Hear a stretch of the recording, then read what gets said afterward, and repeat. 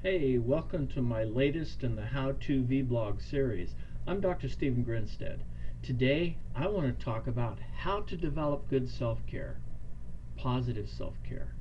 This is such a crucial topic because if we don't take care of ourselves, everything else falls apart. If we're having issues at work, if we're having issues at home, if we have people that depend upon us, if we're working with the public, you know, good self-care really is a crucial component. And it's such a challenging topic for a lot of people. What do you mean good self-care?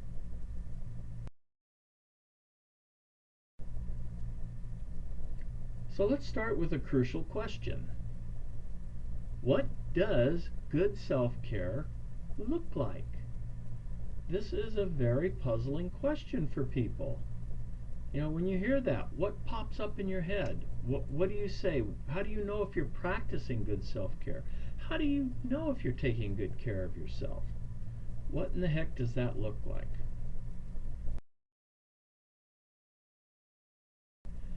Well, for me, I believe it's a body, mind, spirit approach. There's 4 core areas that I believe I need to be working on in order to improve my quality of life. And the first area is my physical self, my biological being, my health. We're going to go through each one of these areas and I'll give you some ideas of what needs to be in place for a positive self-care plan in each of these areas. The second area is our mental health, our ability to manage our thinking, how to challenge negative or self-defeating thinking patterns, how to manage uncomfortable feelings in a healthy way, how to make good decisions,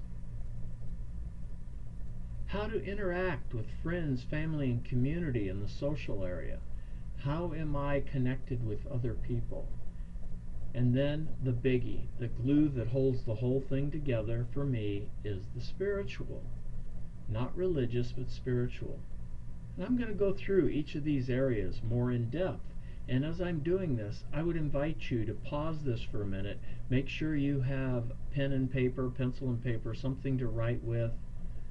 And this is going to be the most important thing. If you really want to get the most out of going through this how-to vlog, you've got to get into action.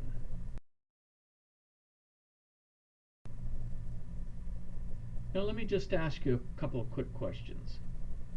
What area do you think of first if somebody asks you, what are you doing to take care of yourself? What pops in your head? Am I exercising? Am I sleeping well? Am I taking good diet? What does that mean to you? Can you give some examples and maybe even write it down in all of these areas? So just pause this for a minute and just jot down some things you're doing in any or all of the 4 areas.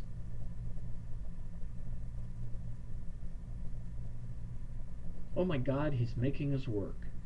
Okay, so let's go to the next piece. Okay, the biological or physical plan. We need to have a healthy body in order to have a good quality of life. We need to be eating healthy. We need to make sure that our diet and our nutritional needs are being met in a healthy way. And exercise. Easy does it, but do it. Diet, nutrition, and exercise are the magic triad. That's where it all's at. That's a great starting point. Now, some people may need to be slowed down in this area so you don't hurt yourselves. Others may need to be prodded forward because you're too sedentary. But it's getting up and getting moving. A good sleep plan and taking time to rest. I'm talking about a sleep hygiene plan. I'm not talking about medication-assisted sleep plans here. I'm talking about doing some things to make sure that you're having a good night's sleep. A good sleep surface, comfortable bed, a consistent time that you go to bed and get up. There's all kinds of things you can do in order to have a good sleep plan. Taking good care of your body, getting checkups, dental checkups and physical checkups on a regular basis, and practicing good physical and dental hygiene. So some of us need to be into some type of health care: hydrotherapy, massage, yoga, acupuncture, chiropractic.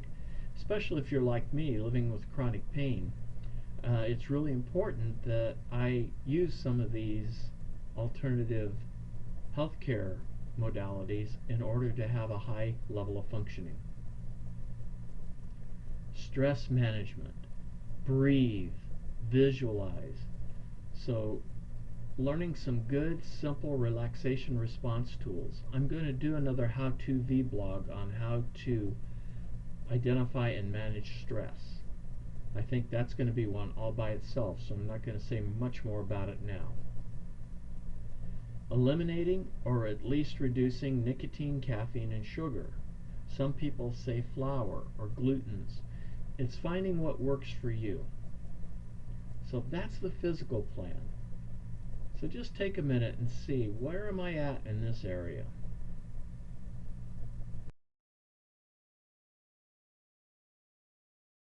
Okay, the psychological or emotional plan. This is again our ability to manage our thinking and a healthy way to manage our emotions.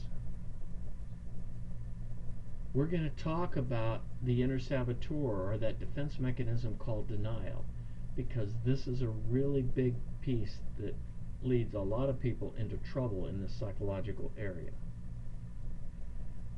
How to have good, positive thinking management. How to challenge negative, self-defeating thinking that pops into your head. Practicing things like meditation, hypnosis, self-hypnosis will help you have a better psychological and emotional functioning. Some of us might need to be in therapy or counseling. Now, all of these things you're seeing here are things that a lot of my patients over the years have said they needed to add to their plan in order to have a better quality of life and a better level of functioning. Daily structure, keeping balanced, not doing too little, not doing too much, making sure you're covering all the bases, and dealing with your emotions in a healthy way. Some people get supercharged and overreact, other people get cut off or numbed out. This is an area that might need to have some right brain work: music, art, journaling, collage work. Sometimes when things are really challenging, I need to focus on something more interesting and exciting and positive. Take the focus off the negative and switch it to the positive. When I did the how-to blog about pain, I talked about anticipatory pain. So this is an area external focusing and distracting can really distract people from suffering. And most importantly, developing an attitude of gratitude. It's impossible to be in suffering and gratitude. Then let's move into the social or the family plan, how we interact with friends, family, community in a healthy way. Sometimes we have to let go of people that aren't really good for us. They enable us into old self-defeating patterns, perhaps. Some of us might need to have a social support, a self-help support. Al-Anon, Codependence Anonymous, Alcoholics Anonymous, Narcotics Anonymous, Chronic Pain Anonymous, church groups, any kind of peer support that we can function in a healthy way. Learning how to communicate and connect with family and friends in a healthy way. Learning some healthy communication tools using I messages versus you messages. I feel sad, hurt, upset, angry when you do this, not that you make me feel this way. So it's learning a new way of connecting. Learning how to set assertive limits and be proactive in your life. Some people are coming from not having any limits. Other people are coming from real rigid limits. So there needs to be a middle ground, setting a set of assertive limits and boundaries, and being very proactive. Making sure you have safe friends. Friends are people that really care for you. Friends are people that have your back. They'll support you being successful.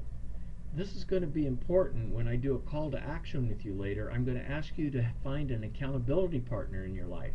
It needs to be somebody who will support you being successful.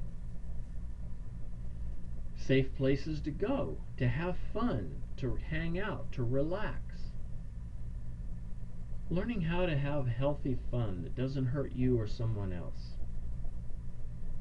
And if you do mess up, learn how to make amends, clearing up the wreckage of your past. Now, making amends is more than just saying, I'm sorry. Amends is getting into action and repairing something.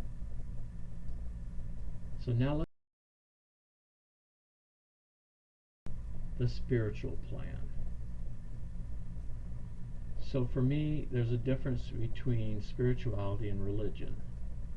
The spiritual plan is about how to get the most out of this life with other people that are like-minded, and how I can develop a healthy, balanced life.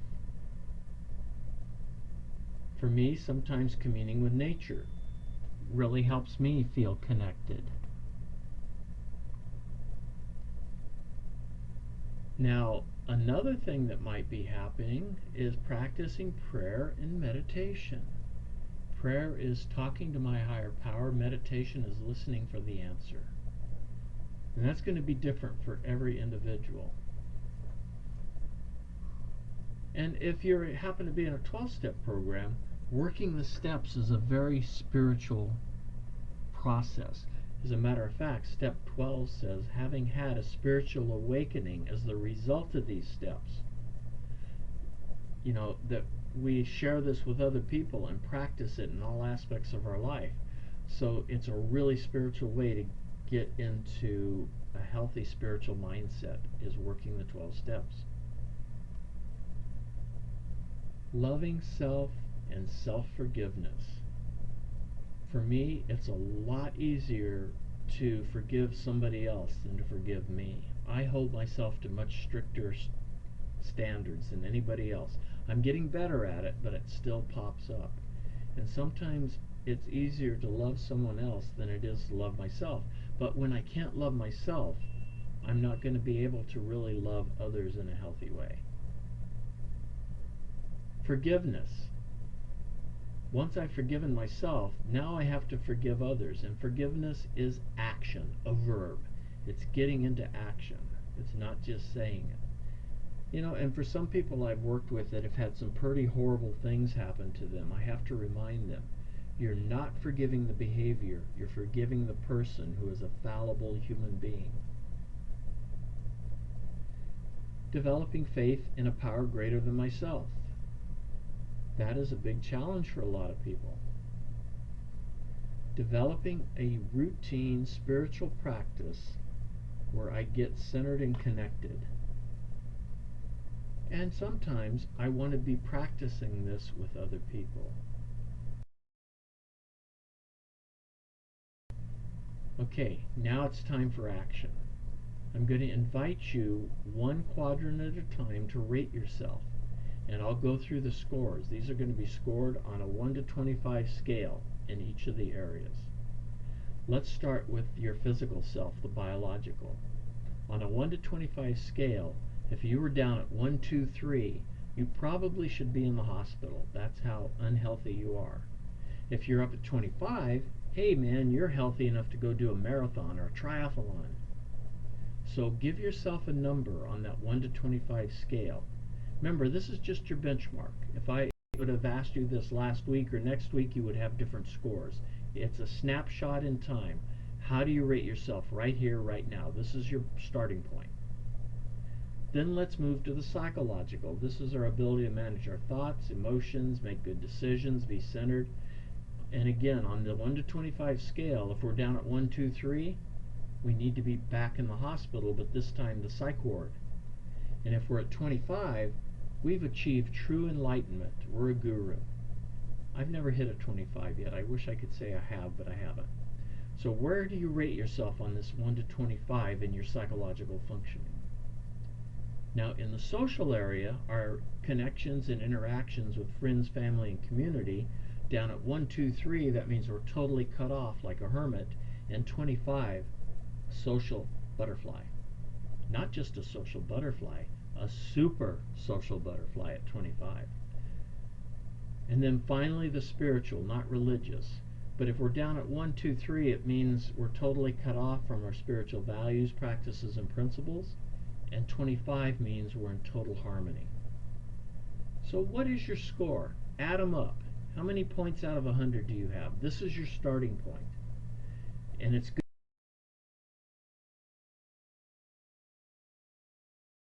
So, what I want you to write down, what was your score in each area?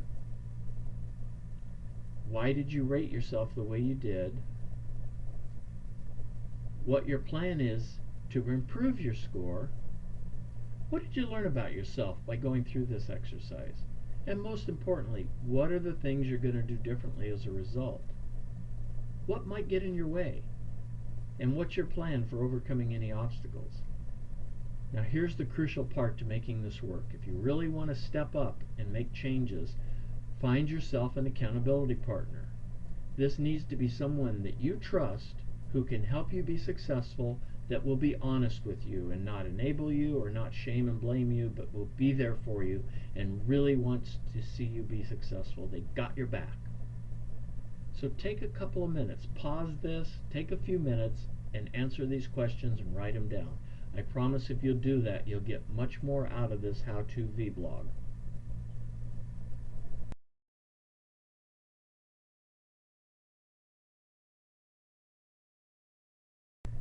Now, let me ask you another crucial question. How could you sabotage your new plan? Just think for a minute. How can you get in your own way? In another vlog, I talked about how to identify and manage your inner saboteur. So I'm briefly we're going to talk about that inner saboteur. That's that part of us that gets in our own way. You know, have you ever had something very exciting that you wanted to accomplish and it didn't happen? And the major reason it didn't happen is because you got in your own way? That's the inner saboteur. You know, if you ever experience that internal conflict, the voices, one's telling you do this, no, do that, no, I can't do that, wow, I don't want to do, and you get all confused. You got all these thoughts going around, all these voices channeling in right through your. Which voice do I need to listen to? Well, here's a metaphor for you. Which of the voices, angel, devil, good guy, bad guy, good cop, bad cop, which one do you listen to and why? Now sometimes I listen to the wrong voice and I experience some painful reality. The Zen concept is the monkey mind. This is part of the defense mechanism. It's part of how we became the dominant species of the planet, because the monkey is always scanning the environment for perceived danger. It swings from worry to doubt to fear. When it sees something it perceives as danger, it either will fight it, but if it's too strong, it's going to run from it. If it's too fast, we're going to get frozen or hide. Fight, flight, freeze. That's the monkey mind. And so that is a part of us that can sabotage our best intentions. Different cultures have different ways of looking at this. The Cherokee legend talks about the good wolf versus the evil wolf. And which wolf will win? Well, the answer is obvious. It's the one that we feed the most. So just take a look at some of these attributes here inside of us. You know, one is evil, one is good. Now, Carl Jung used to call that we each have a shadow side, and we need to embrace the shadow because it's part of who we are. And we've got to learn how to manifest the positive part. And that's what we will create. When we feed the good wolf, we'll get joy, peace, love, hope, serenity, humility, kindness, benevolence, empathy, generosity, truth, compassion, faith, all these positive attributes. But when we feed the other guy, bad things can happen.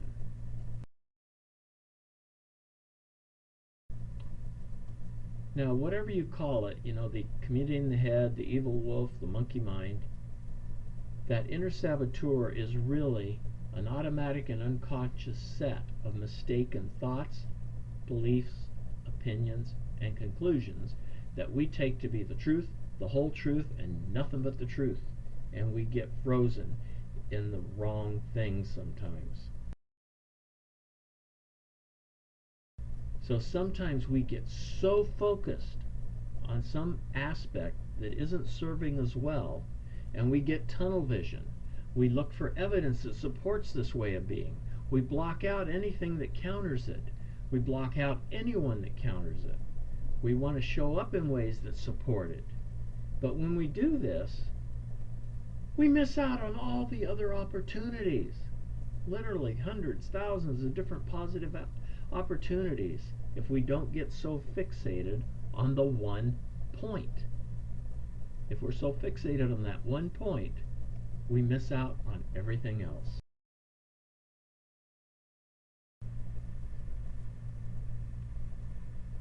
So what do we need to do? Well, we need to have some breathing space. All those thoughts, beliefs, perceptions, conclusions lead to negative or self-defeating thinking patterns, which usually leads to uncomfortable feelings or emotions. This leads to an urge or impulse to do something. We pull the trigger and do it and wonder, why is everybody upset with me, or why did I do that yet again? What was I thinking? And ever have that thought run through your head? And sometimes we miss the decision point. That's the point between the urge and the action. So actions are a combination of urges plus decisions. And if we want to have better behaviors, we need to slow the process down and get some breathing space so we make better.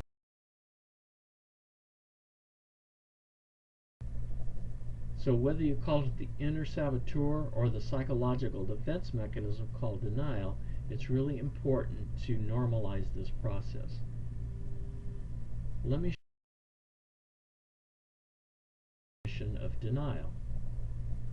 It's an automatic and unconscious reaction that defends me against painful reality. And unfortunately, we can have serious problems. And if we stay stuck in the denial, the problems can worsen. And it's normal, it's natural, it's part of being a human being on planet Earth, in classroom Earth. And we all have it. It's the psychological defense mechanism of the mind.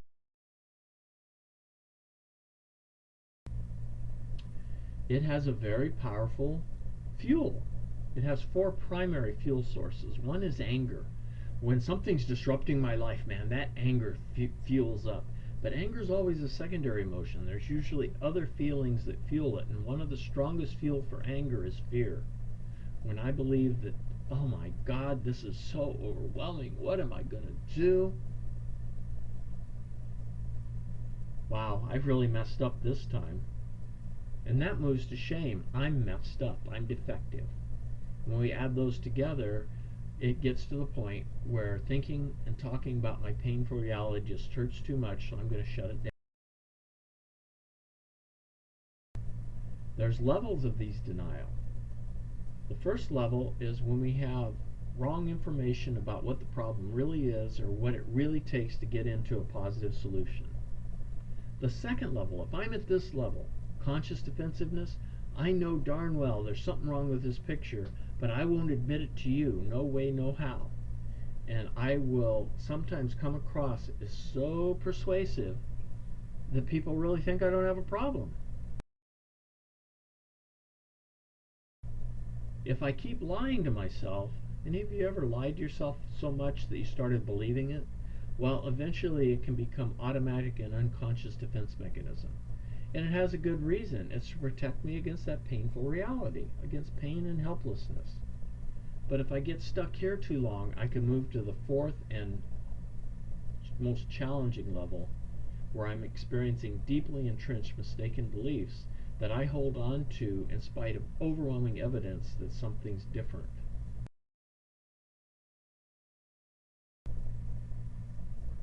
So it's time for the last call to action here. What's the most important thing you learned from the Inner Saboteur section I just briefly went over? And again, I would invite you to go and review my how-to vlog on identifying and managing your inner saboteur. It goes a lot more in depth than I just did right now. So once you take a look at what we just did, what are you going to do different, and what's your plan for overcoming obstacles? And again, my challenge is, who is your accountability partner? And remember, this needs to be someone you trust that really has your back, that really has your best interest in mind, and wants you to be successful. And we've come to the end of another how-to vlog. I just want to remind you that there's a lot of website resources available from you. freedomfromsufferingnow.com has a lot of articles, has a lot of blogs, has webinars. There's a lot of different ways, and our bookstore page has all my publications. On Facebook, I have my Spiritual Warrior Without Armor page and my main page, where I post a lot of interesting stuff. And on my YouTube channel, I have over 500 videos now. A lot of them are about chronic pain, but this is where you'll find all my how-to vlogs too. And if you're living with chronic pain like I am, that chronicpainanonymous.org might be a good resource for you. So I really want to thank you for joining me today for this next in the series of how-to vlogs, and please share this with someone you think could benefit from it, and make sure you follow through with your calls to action. Thank you for joining me, and I'll see you at the next